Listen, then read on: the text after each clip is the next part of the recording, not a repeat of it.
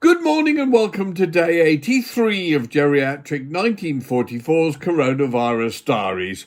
We are, of course, all going mad. We saw the madness take over the world, with the kneeling on another human being's neck by a police officer, but instead of it raising attention to police brutality and misbehaviour, it was assumed to be a racist act and turned into Black Lives Matter.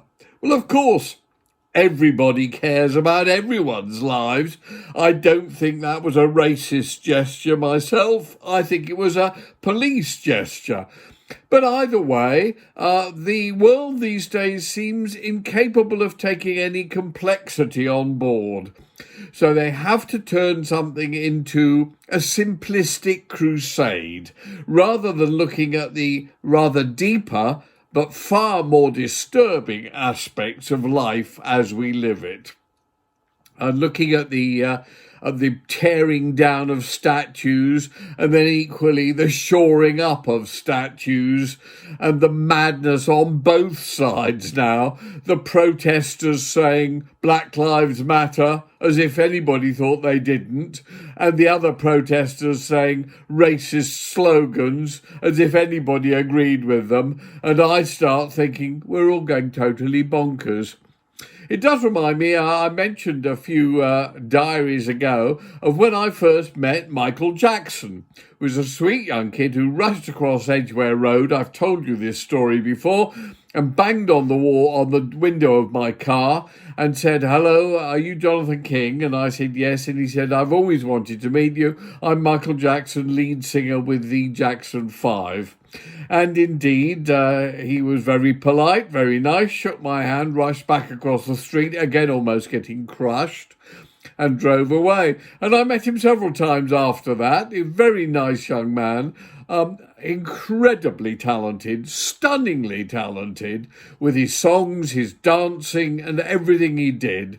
And I always found him extremely pleasant and very nice. Then, of course, the false allegations industry kicked in, actually before me, for him. It was always around. It's been always around, of course, but it was beginning to get into real gear and take off. But he did manage to survive that, but not for long. I think the stress and everything else killed him, as it's killed so many people, including 3 of my friends in the recent Operation Ravine, which was a debacle, which was thrown out in my trial in 2018 and collapsed.